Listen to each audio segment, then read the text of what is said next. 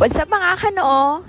Isang magandang araw. Ngayon nga pala ibabahagi ko sa inyo kung paano namin niluto yung masarap na manong sauce na ginamit namin sa aming kauna-unahang ginsa na team palaro.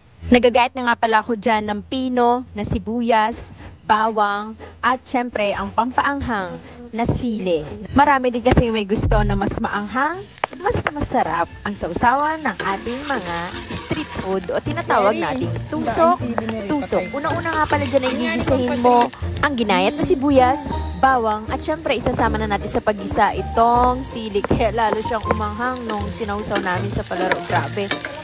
Okay na siguro yung mga 4 na buo niyan para hindi naman ma-OA sa anghang at masakit talaga sa nguso pag sobrang anghang. Ilalagay niyo na dyan kahit 1/4 cup na toyo. At syempre ang katumbas ng 1/4 cup na toyo ay 1 cup na brown sugar. Mahina lang po dapat yung apoy dito habang tinutunaw po natin ang ating asukal para hindi mabigla or masunog. Kaya sakto lang ang init ng ating kalan. Pag sa tingin nyo ay natunas na po ang nilagay ninyong brown sugar, ay maglalagay po tayo ng at least 3 cups of water.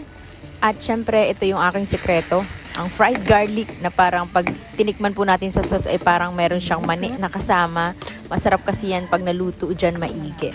Pero yung iba version po talaga nila ng manong sauce ay nilalagyan nila ng durog na prenitong mani. Ito po yung magpapalapot sa sauce, ang konting cornstarch na may harina na din. Tutunawin natin sa tubig bago natin ilagay dito sa ating sauce. Mahina lang dito po dapat ang apoy dito at haluin natin habang binubuhos ang tinunaw na cornstarch at harina. Lagyan din po natin ng kaunting suka para matagal ma-preserve ang ating sauce. Ayan, kapag medyo sa tingin nyo na parami yung cornstarch, pwede nating dagdagan at i-adjust sa mainit na tubig.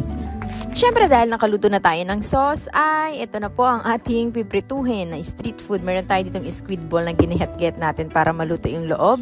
At meron tayong jumbo hotdog. Kaya mo ba to? Ayan, gagayatin lang natin ito pa ng pa-slice para mabilis siya maluto at malutong yung pagkakaprito natin sa kanya mamaya. Kaka-excite yung mga ganitong pakulo pero siguradong magsasaya ka na, mabubusog ka pa. Ayan, meron din dito ang kikiam na masarap isawsaw sa ating nalutong sauce habang mainit-init pa kagaya nito. At syempre para hindi tayo mabilaukan habang tayo naglalaro at kumakain, nagmumukbang, ayan, papagnera natin ang panulak na nesty or iced tea at lalagyan natin yan ng yelo mamaya. Lulutuin na nga natin itong kikiam at iba pang mga street food na ating nabili. Hindi na nga pala ako bumili ng fishball kasi ang dami ng packaging niya. Baka hindi maubos kasi konti lang kami maglalaro. Parang 4 to 5 persons lang kami.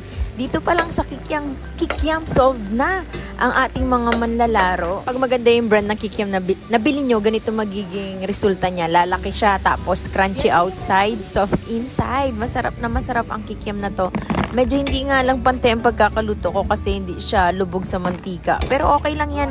Dati naman na yung luto. At syempre, sinunod na natin dito ang squid ball at hotdog. Mainit magluto sa harap ng mantika pero sulit ang pagod at pawis dito mamaya kapag tayo ay nabusog.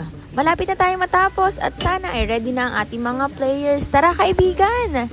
Laro tayo. Sana ay meron pa tayong ma-invite na iba na masama natin dito sa ating vlog. Napasakto babayaman din na may birthday yan sa tapat namin. Kaya kami ay naambunan ng kanilang biyayang handa. Ito ang masarap na tinutong pansit at istapegi or spaghetti na panlasang Pinoy.